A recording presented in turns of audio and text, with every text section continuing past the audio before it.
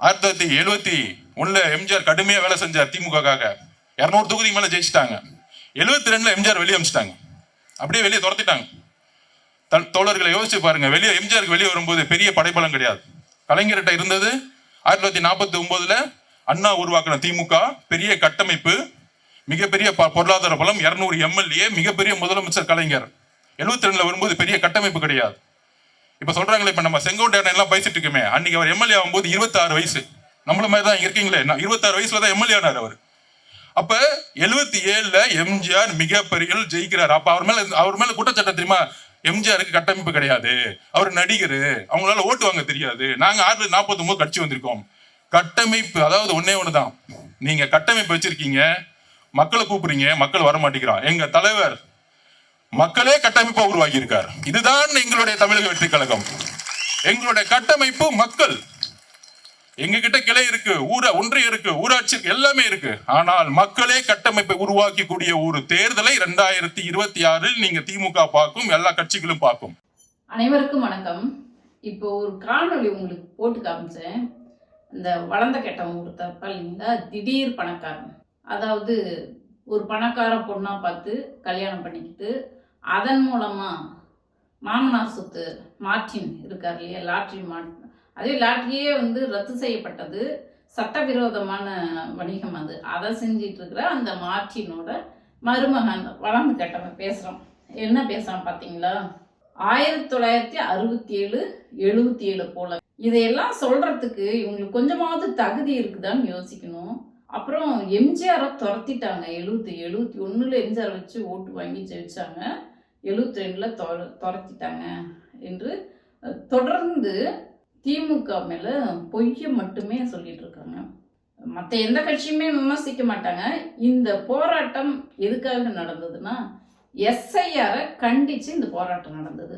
எஸ்ஐஆரை கண்டிச்சு நடக்கிற போராட்டத்துல எஸ்ஐஆரை அதை அமல்படுத்துற ஒன்றிய அரசாங்கத்தையோ தேர்தல் ஆணையத்தை பத்தியோ எதுவுமே பேசல. ஆனா அரசாங்கத்தை பத்தி இங்கேயும் இருக்கிறது இந்த அரசாங்க அதிகாரிங்க தானே என்று சொல்லி அது குறித்து பேசுறாரு. நான் அதுக்கு இன்னொரு வீடியோ தனியா போட்டுக்கிறேன். இப்போ இந்த எம்ஜிஆரை துரத்தினாங்கன்னு சொன்னாங்க இல்லையா, துரத்தியே விட்டாங்களாம் தேர்தல் முடிஞ்சோன்னு. வாய்க்கு வந்ததெல்லாம் பொய் மட்டுமே இந்த வளர்ந்த கட்டவன் பேசுறான். ஏன் அப்படி பேசுறான்னாக்க, இந்த ஜென்சின்னு சொல்றாங்க இல்லையா, 18 23 வயசுக்குட்பட்ட இளைஞர்கள், அவங்களுக்கு அரசியல் ஆழமா போய் சிந்திச்சு அதிகம் இவங்க சொல்றது சரியா, இவங்க சொல்றது சரியா, அல்லது யார் பேசுறது சரி தவறு என்று சிந்தித்து செயல்படக்கூடாது என்பதற்காகவே தொடர்ந்து பொய்யம் மட்டுமே பேசிட்டு இருக்கிற ஒரு வளர்ந்து கட்டுறாங்க. இவனும் சரி, அவன் தலைவரும் அப்படிதான் பேசிட்டு இருக்கிறான். அப்படி பேசினா அந்த ஜென்சி இளைஞர்கள் சிந்திக்காம அப்படியே சொல்றத நம்பிக்குவாங்க அப்படின்ட்டு அந்த இளைஞர்களை குறி வச்சு பேசிட்டு இருக்கிறாங்க. தொடர்ந்து இவங்க சிந்திக்கக்கூடிய ஆற்றல் உள்ள இளைஞர்கள் சிந்திப்பாங்க உண்மையிலேயே அன்று என்ன நடந்ததுன்னு. அதாவது எம்ஜிஆரை வச்சுதான் வாக்கு வாங்கணும்னா அது கலைஞர் ஒன்றும் இயலாதவர் இல்லை, முட்டாள் இல்லை. கலைஞர் எம்ஜிஆரை விட பல மடங்கு ஆற்றல் மிகுந்தவர், திறமசாலி, ஒரு பகுத்தறிவாளர், பல துறைகளில் கோல் வச்சுவர். சினிமாவா இருந்தாலும் சரி, அரசியலா இருந்தாலும் சரி, அல்லது எழுத்து பணி, ஊடகவியலாளர் பணி, இலக்கிய பணி, எழுத்தாளர், புத்தகத்தை தொகுத்தவர், இந்த மாதிரி அனைத்து துறையிலையுமே நம்பர் 1 திகழ்ந்தவர் கலைஞர்.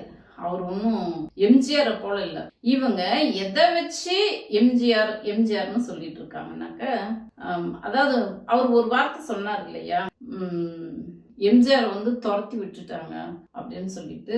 எம்ஜிஆர் சுகாதார அமைச்சர் கேட்டார், வெற்றி பெற்ற 71 வெற்றி பெற்றோன்னு. கலைஞர் சரி, நீங்க கேட்ட பதவி உங்களுக்கு கொடுக்குறோம், ஆனா இனிமே திரைப்படத்துல நடிக்காம இருங்க, முழுசும் மக்கள் பணி செய்யுங்க. அது ஒண்ணுதான் கலைஞர் வச்ச கோரிக்கை எம்ஜிஆர்ட்ட. ஏன்னா நீங்க திரைப்படத்திலயும் நடிச்சுக்கிட்டு மக்கள் பணியும் செஞ்சாக்க முழுமையா மக்கள் நல திட்டங்களை செய்ய முடியாது. அது ஏன்னா திடீர்னு மக்கள் பிரச்சனைகள் வரும். இப்ப கரூர்ல வந்தது இல்லையா, திடீர்னு வந்தது. அப்ப அமைச்சர்கள், முதலமைச்சர்லாம் திடீர்னு மக்களை காப்பாற்றுற வேலையை செஞ்சாங்க. திடீர்னு வெள்ளம் வரும், திடீர்னு சட்ட ஒழுங்கு பிரச்சனை வரும். அப்போ நீங்க இன்னொரு விஷயத்துல கமிட்மெண்ட் ஆயிட்டா மக்கள் பிரச்சனைய போய் முழுமையா பார்க்க முடியாது. ரெண்டாவது அரசியல் என்பது 24 மணி நேரமும் களத்துல இருக்கணும், மக்களுக்கு வேணுன்றத உடனே செய்யணும். அதனால நடிப்புக்கு நீங்க வந்துட்டு அமைச்சரா இருந்தீங்கன்னாக்க நடிப்பை விட்டுட்டு அமைச்சர் பணி மட்டும் செய்யுங்க. இதுதான் கலைஞர் அவர்களோட ஒரே கோரிக்கை. ஆனா அவர் அதை செய்யாம சும்மா நச்சுக்கும் திமுக மேல அங்க இருக்கிற வரைக்கும் சுகாதார அமைச்சர் கேட்கிற வரைக்கும் திமுக நல்ல கட்சி. நீங்க நடிக்காதீங்கன்னு சொன்னோன்னா உடனே இங்க வந்து ஊழல் நடக்குது, கெட்டது நடக்குது, கணக்கு கேட்கிறேன் அப்படின்ட்டு பொய்யான ஒரு காரணங்களை சொல்லி அன்னைக்கு எம்ஜிஆர் பண்ண அந்த திமுக வளர்த்த விட்ட கட்சிக்கு துரோகம் பண்ணிட்டு அன்னைக்கு அன்றைய இருந்த ஒன்றிய அரசாங்கத்தின் தூண்டுதல் படி துரோகம் பண்ணிட்டு போனவங்கள இன்னைக்கு நியாயப்படுத்தி இந்த வளர்ந்த கட்டணம் பேசிட்டு இருக்கிறோம். ஒண்ணு, இன்று நம்ம இளந்தலைவர் உதயநிதி அவர்கள் அரசியலுக்கு வந்து அமைச்சரான இனிமே நடிக்க மாட்டேன், மக்கள் பணி மட்டும்தான் செய்வேன்னு நாகரிகமா நேர்மையா மக்கள் பணி செஞ்சுட்டு களத்துல இருக்கிறார். மக்களுக்கு ஒண்ணுன்னா உடனுக்குடனே போய் 24 மணி நேரமும் உழைக்கக்கூடிய தலைவராக இருக்கிறாரு. இதைத்தான் இன்னைக்கு எம்ஜிஆர் சொன்னார். அதையெல்லாம் ஈஸியா மறந்துட்டு ஒரே வார்த்தையில துரத்து விட்டாங்கம்மா. இந்த ஜென்சி, இந்த இளைஞர்கள் சிந்திக்க மாட்டாங்க, எதை சொன்னாலும் அப்படியே எடுத்துக்குவாங்க அப்படின்றத அவங்க இந்த இளைஞர்கள் இப்படியே இருக்கணும்ட்டு பொய்ய மட்டுமே பேசிட்டு இருக்காரு இந்த வளர்ந்த கட்டம். அது ஒண்ணு. அப்புறம் எங்களுக்கு கட்டமைப்பு இல்லைன்னு சொல்றாங்க என்று சொல்லிட்டு மக்களவே நாங்க கட்டமைப்பா வச்சிட்டு இருக்கிறோம், எங்களுக்கு அது தேவையில்லை, மக்கள் வந்து ஓட்டு போட்டுருவாங்க. இந்த போராட்டம் இப்ப எதுக்கு நடக்குது? எஸ்ஐஆர் பிஎல்ஓஸ் எல்லாம் திமுக காரங்களாவே மாறிட்டாங்க. நீங்க வந்துட்டு அந்த 200 ஃபார்ம் என்கிட்ட கொடுத்துட்டு நீங்க போயிருங்கன்னு சொல்லிட்டு பிஎல்ஓ வேலையை திமுக காரங்க பண்றதா புகார் சொல்றாரு. கட்டமைப்பே தேவையில்லைன்றீங்க, கட்டமைப்பே இல்லாம நாங்க ஜெயிச்சிருவோம்னு சொல்றீங்க. இவங்க வந்து களத்துல நின்று திமுக மேல பழிய சொல்றீங்க. களத்துல நின்று அந்த பிஎல்ஓ கூட வந்து வேலை செய்ய மாட்டாங்க. இவங்க கொள்கை என்னன்னு அறிவிக்க மாட்டாங்க. இவங்களுடைய செயல் திட்டம் என்ன, மக்களுக்கு என்ன திட்டங்களை வகுப்புன்னு அறிவிக்க மாட்டாங்க. வீட்டை விட்டு வெளியே வர மாட்டாங்க. அவங்க கட்சிக்காரங்க இறந்துட்டாக்க ஆறுதல் சொல்ல வெளியே வர மாட்டாங்க.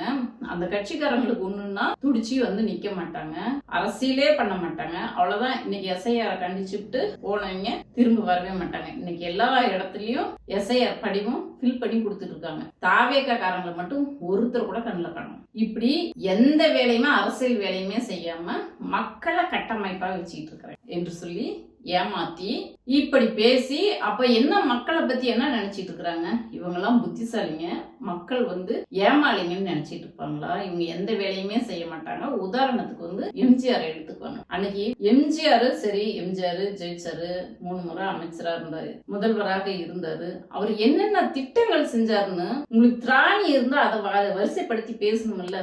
அவர் ஜெயிச்சதுனாலதான் மக்களுக்கு இவ்வளவு நன்மை நடந்திருக்குது. ஒரு திரைத்துறையில இருந்து வந்து ஒரு திரைக்கலைஞனாக இருந்து வெற்றி பெற்று இவ்வளவு மக்களுக்கு இத்தனை திட்டங்களை கொடுத்திருக்கிறாரு, இவ்வளவு சீர்திருத்தங்களை பண்ணிருக்காரு. அதை சொல்லி பேசணும்ல. ஏன் பேச மாட்டாங்க? எதுவுமே நடக்கல. இப்போ இந்த விஜய்க்கும் இந்த வளர்ந்த கட்டவனுக்கும் அதே தான். அவன் மாமனாரும் சேர்த்து வச்ச அந்த அவங்க மச்சான் சார்லஸே சொல்லிட்டாரு, இவன் ஒரு அக்யூஸ்ட் என்று. அந்த காணொலி தனியா உங்களுக்கு ஒன்று போடுறேன். அக்யூஸ்ட் என்று சொல்லிட்டான். அவன் மாமனார் கொடுத்த 3000 கோடி சொத்தை வாங்கிக்கிட்டு வந்து இன்னைக்கு வந்துட்டு 3000 கோடி சொத்தை நம்ம பல லட்சம் கோடியே பெருக்கணுன்றதுக்கோசரம் அரசியலுக்கு வந்து திட்டங்களை சொல்ல மாட்டாங்க, கொள்கையை சொல்ல மாட்டாங்க.